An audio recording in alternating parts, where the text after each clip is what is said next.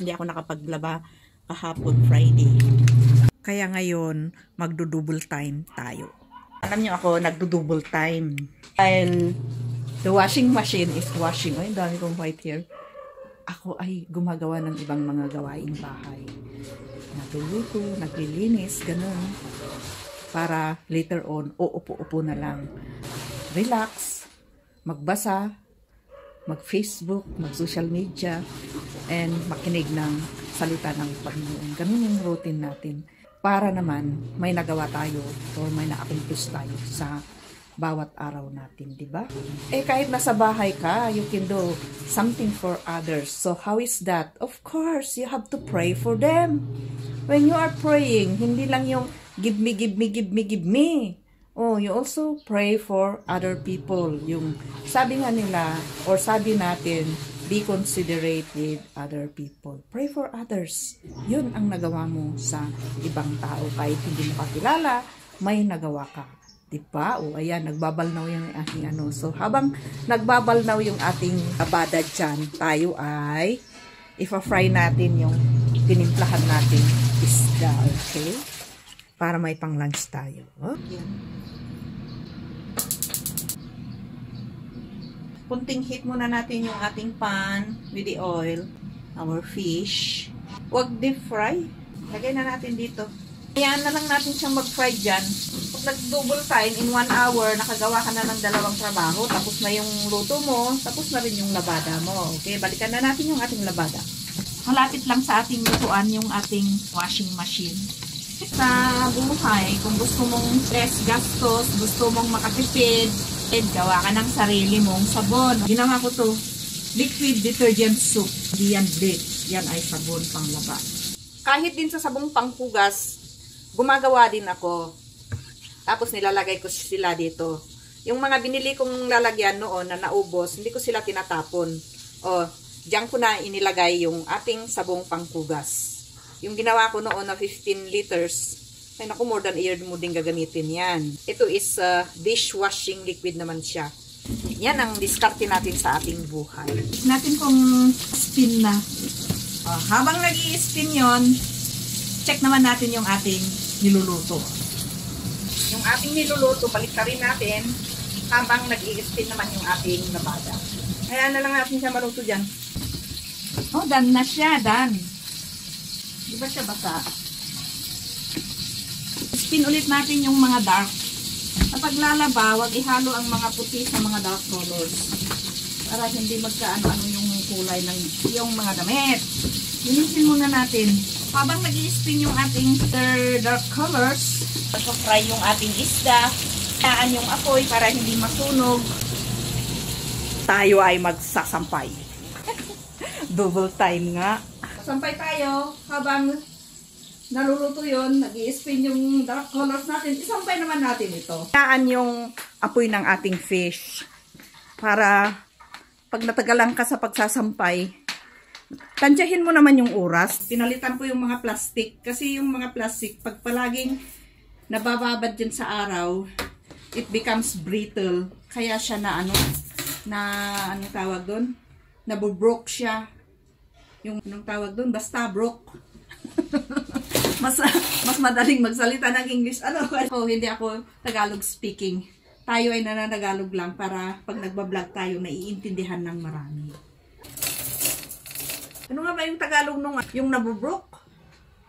Yung sa Ilocano is mabutbutak or napuputol yung nagiging brittle. Diba? Since 2 months na, ayan, humaba na naman yung ating crowning glory. Magpapagupit tapos magkukulay. Do it yourself. Diskarte nga sa buhay para iwas gastos. Magkano ba ang kulay? It's almost 1.5 or more than that, diba? Pero ako, bumibili lang ng henna. Pangkulay ng buhok. Tapos, yung ating uniform, para pag winashing machine, hindi siya nasasabit, nilalagay natin sa washing net. Kaya ito, nagtagal siya. Yan, ang ating City Hall uniform. HSO. Hindi lang HSO. City Hall pa. Habang nagsasampay, tansyahin mo yung oras. At huwag kalimutan, remember, nagluluto tayo doon. Baka mamaya sunog na yung niluluto mo, wala na. Gastos na naman. Magluluto ka ulit ng another ulam. So, let's go and check the fish kung luto na. Kasi, almost 5 minutes na tayong nag-aano dyan. Okay? Check na natin yung ating fish. Ganyan ang double time natin. Okay, check natin yung ating fish. Check, check, check.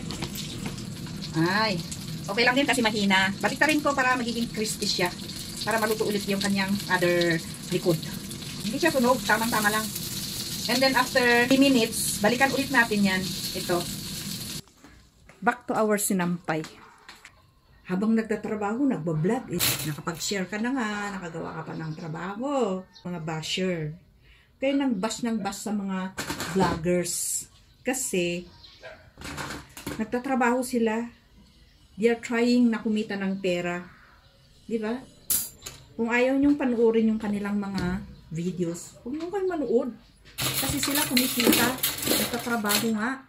Kayo, anong trabaho nyo? Magbabash lang? Kasi Maring Esther. Vlogging is life.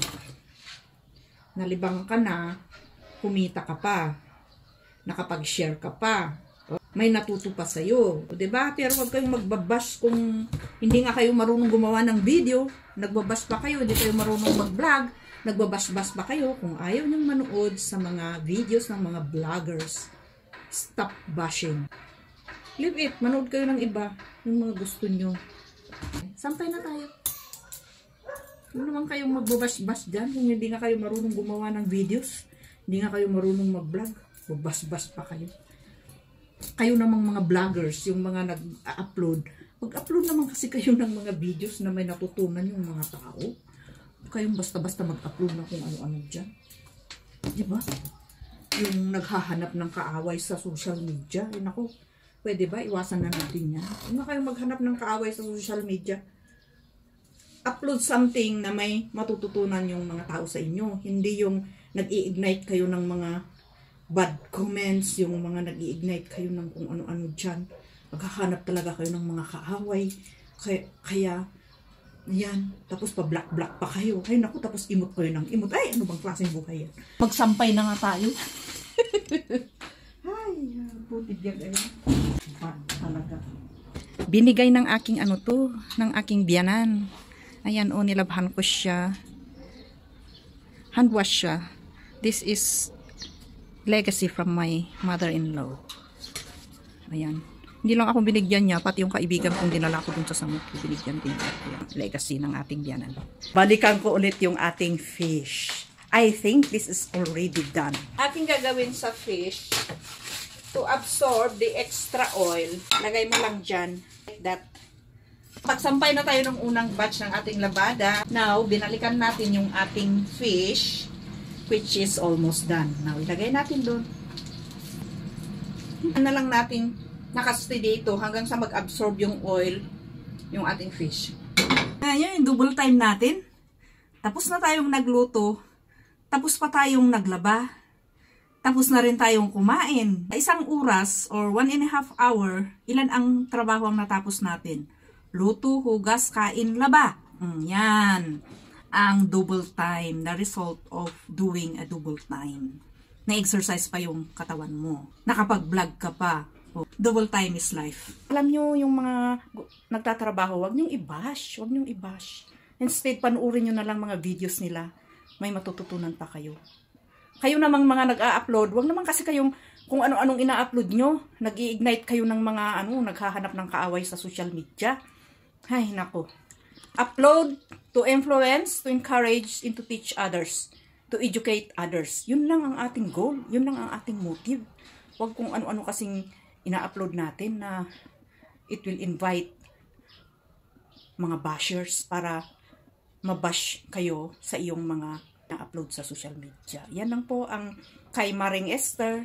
Thank you for watching, enjoying with me, working with me, and happy weekends everyone. Today is Saturday na naman.